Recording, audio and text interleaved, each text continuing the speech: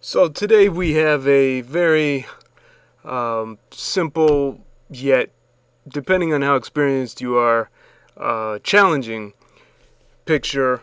The gentleman here in the middle wants to have these people removed from the picture. So I decided to go into Photoshop Elements and do everything there for you. I don't work in Elements normally, but here we go. So removing some unneeded palettes. Going really fast right here. This is actually a recording. I duplicate the background layer. It's a real important step. Now, as I'm going through all this, you realize that this is actually an advanced approach towards using elements. I wanted to assist you with the program you needed, but I wasn't sure which one you had, so I said, let me go ahead and focus and using elements because that is easy to access. So we want to remove first the people from around the bridges using the clone stamp tool, getting a fine size brush just about as big as they are, and just go in and sample the various parts. Now, for beginners, this is very difficult, and you have to practice. This is why I have a whole course on it, the Photoshop Foundations course, Restoration Basics Foundations, and the Quick course that goes with it that you can purchase. And when you're done with it, you'll be able to do all of this stuff and more. But that being said, we really want to just take sources that are already reliable in the water, like you see I'm doing with the clone stamp tool, adjusting the opacity of it, doing other things such as changing the size of the brush, going back over with darker over lighter, and refining it, trying to make it look realistic, trying to make it appear that it's not retouched, cleaning up these parts. So you get the top of them, of the subject you want to remove, and then you want to get the bottom.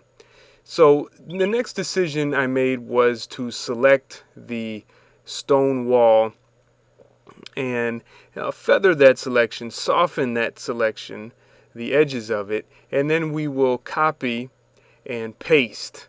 And when we do that, we'll have a new wall to replace the wall that the people are standing on.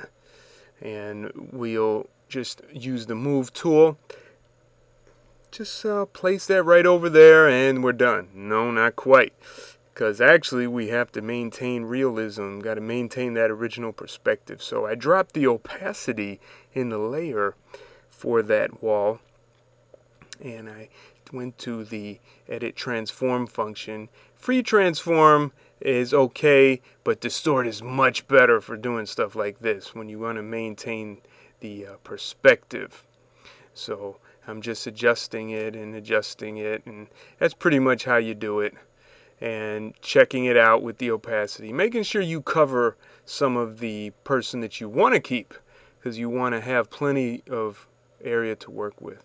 And I love to turn off those bounding boxes. Those are really annoying, and that's what I did right there. Again, this is really fast, so you'll have to pause it and go back and forth. This is approximately a 20-minute job, and my flat rate of restoration is $95, no matter how long it takes. But this is some painting away of some of the edges, and of course cleaning up that part of the wall that covers our main subject who we don't want to remove. All right, and using the quick mask function in the layer. So we just dumped the quick mask on there, and we're just painting away. And I made a little accident right there, painting on the layer as opposed to the mask, and then I corrected myself. That's what the undo function's for. So I'm just going in, cleaning up all the other little spots that are showing up, turning it off, turning it on, just doing all kinds of things to get the what you call the realism going. You really want things to look realistic. You don't want to make it look retouched, right?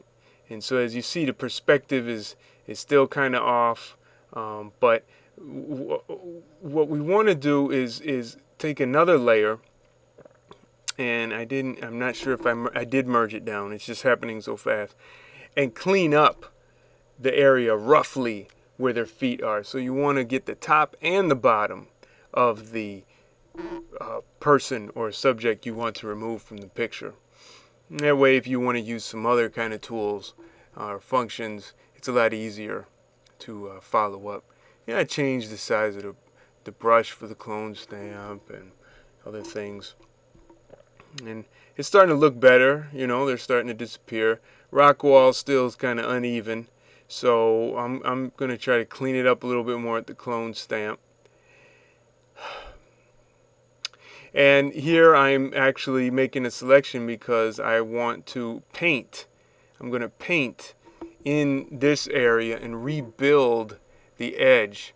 Now, I kind of goofed up a little bit because I started using levels to make an adjustment, but I did not copy everything that was in the selection. So right now you're watching me fiddle back and forth trying to figure out what is wrong, why is this not working. And so we shall muddle through that. And then finally I figure out that eventually I have to copy everything in that selection and paste it in.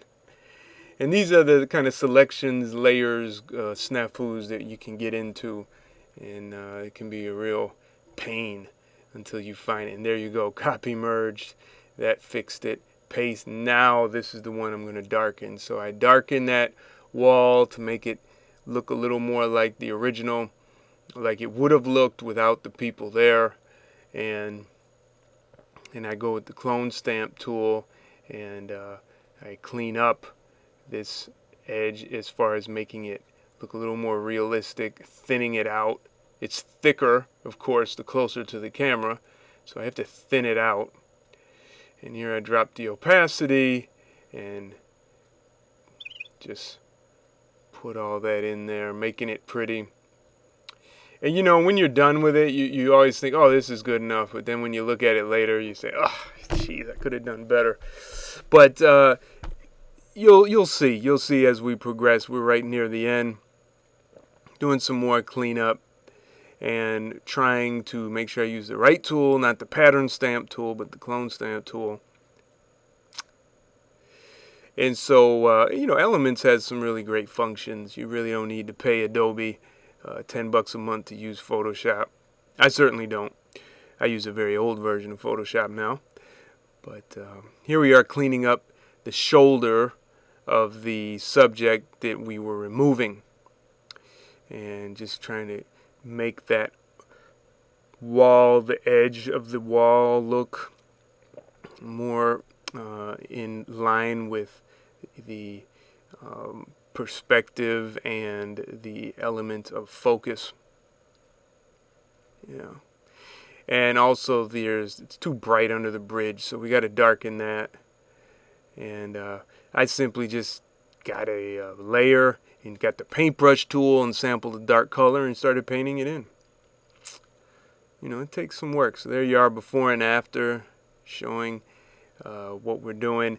There was a little softness over there, so it looked kind of too fake because it wasn't matching the noise of this picture. It's a very low resolution picture. It's kind of easier to work with when it's low resolution, actually. But you got to make sure the grain matches. And so that's what I was doing here. And using the levels, I kind of darkened it, and then I wanted to actually level everything and darken and brighten everything, fix the contrast for everything. And so I took some of the blue out of the sky, making it a little more yellow, matching all those yellow lights. And then we'll get the hue and saturation in a moment to take out the blue from the shadow areas, the dominant blue that we see in the stone. See, there you go, we pull that out. So pretty much there you have it. And I just like to merge down some of the layers to keep it neat. And here I am now I'm doing the noise, so I'm copying and pasting in, turning those off so I don't end up copying the color adjustment, just the pixel data, just the image information, adding noise, of course the Gaussian at monochromatic, and keep it a little higher than, make it look a little more grainy, and then add some blur. And then that blur will kick it down, spread it out, make it match the nasty little grain. So there you have it. Hope you enjoyed this quick speed video.